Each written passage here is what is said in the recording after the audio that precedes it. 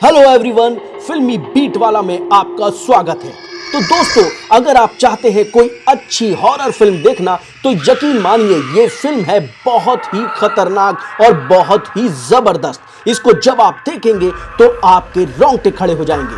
तो चलिए शुरू करते हैं आज की सबसे डरावनी कहानी, जिसका नाम है जिन्नात। तो ये कहानी शुरू होती है 1998 में, जिसमें हम शुरू में फिल्म में देखते हैं कि एक आदमी हमें नजर आता है जिसका नाम है समेदी, जो कि अपनी बेटी राहयू के साथ रहता है।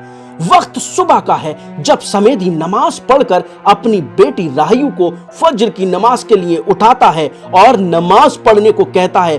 अब राहयू जैसे ही नमाज पढ़ने खड़ी होती है तब उसको कुछ आदमियों की आवाज सुनाई देती है। राहयू कैसे तैसे करके नमाज पूरी करती है और नमाज पढ़कर जैसे ही कमरे से बाहर आकर देखती है उसको दो आदमी नजर आते हैं। उन दोनों ने समेदी को अपने कब्जे में ले रखा है। ये देखकर राहयू अपने फादर को बचाने की कोशिश करती है और जैसे तैसे करके वो एक आदमी को पकड़ लेती है और अपने दांतों से उसके कान काट देती है। मगर उनमें से एक आदमी राहयू के बाप का गला काट देता है और घर के गेट पर लटकाकर चला जाता है। अगली सुबह न्यूज़पेपर से पता चलता है कि वो दोनों बहुत बड़े कातिल थे और वो उन लोगों का मर्डर करते थे जो लोग जादू टोना यानी कि जिन्नात के जरिए अमल किया करते थे। अब राहयू के फादर के बाद कहानी शुरू होती है 2 साल बाद, जहां राहयू अपनी सौतेली मां और सौतेले भाई के साथ एक घर में रहन बसर कर रही है। उधर राहयू घर चलाने के लिए एक दुकान पे काम करती है और हम उसमें देखते हैं कि उस दुकान की मालकिन राहयू से कह रही है कि मैं कुछ दिन के लिए शहर से बाहर जा रही हूं, तो ये दुकान मैं तुम्हारे हवाले करके जा रही हूं।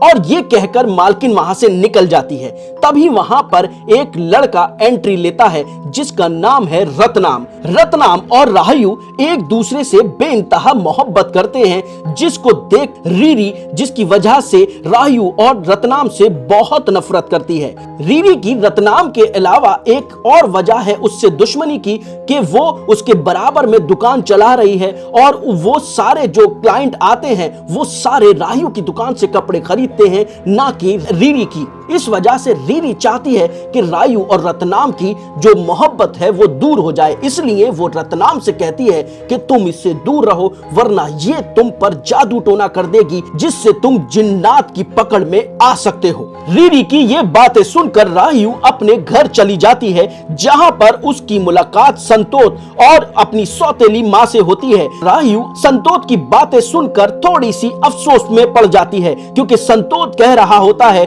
कि हमको राहयू के पुराने घर यानी कि समेदी के पुराने घर को बेच देना चाहिए। ये बात सुनकर राहयू बहुत अफसोस करने लगती है और खामोशी से वहां से चली जाती है। राहयू के जाने के बाद राहयू की मां उस घर को बेचने से मना कर देती है, मगर संतोष राहयू की मां को बताता है कि मोहल्ले वाले राहयू और राहयू के पापा से बहुत नफरत करते थे, इसलिए हमें उस घर को बेच देना चाहिए। और मोहल्ले वाले जो नफरत करते हैं उसकी वजह यह है कि राहयू के पापा शमन थे, यानी कि जादू टोना करने वाले। वहीं राहयू एक दूसरे घर में एंटर होती है, जहां राहयू को एक सांप की शक्ल वाली छड़ी नजर आती है जो कि उसके पड़ोस में रह रहे सुरवू के पास थी। सुरवू बताता है कि ये छड़ी मुझे तुम्हारे पापा समेदी ने दी थी और ये छड़ी बहुत खतरनाक छड़ी है। और साथ में सुरवू बताता है कि तुम्हारा घर जो तुम्हारा सौतेले दादा बेचना चाहता है वो अब एक मस्जिद में बदल चुका है।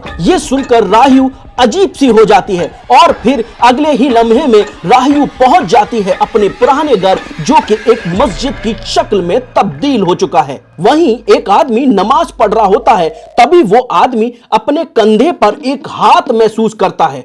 उसको महसूस होता है कि पीछे बहुत सारे लोग नमाज पढ़ रहे हैं, मगर जैसे ही वो सलाम फेरता है और पीछे मुड़ के देखता है उसको कोई भी नजर नहीं आता। ये देखकर वो डर सा जाता है और डर के मारे भाग जाता है। जैसे ही बाहर भाग रहा होता है, राहयू उस आदमी को भागते हुए देखकर अजीब सा महसूस करती है और सोचने लगती है कि आखिर मस्जिद से वो ऐसे भाग क्यों रहा है। तभी राहयू मस्जिद के अंदर एंटर होती है और वहां अंधेरा पाकर स्विच ऑन करने जाती है। उसको अपने पीछे एक आदमी नजर आता है जो कि बहुत ही डरावना यानी कि वो जिन जात है। अब यही जिनजात जैसे ही लाइट ऑन होती है वो जिनजात गायब हो जाता है। फिर राहयू नमाज पढ़ने खड़ी हो जाती है और जैसे ही अपनी नियत बांधती है तो पता लगता है कि राहयू को भी उस आदमी की तरह पीछे बहुत सारे लोग नमाज पढ़ते हुए सुनाई पड़ते हैं, जिससे कि राहयू सुनकर डर सी जाती है। अब राहयू नमाज ही पढ़ रही होती है कि बीच में अचानक लाइट चली जाती है।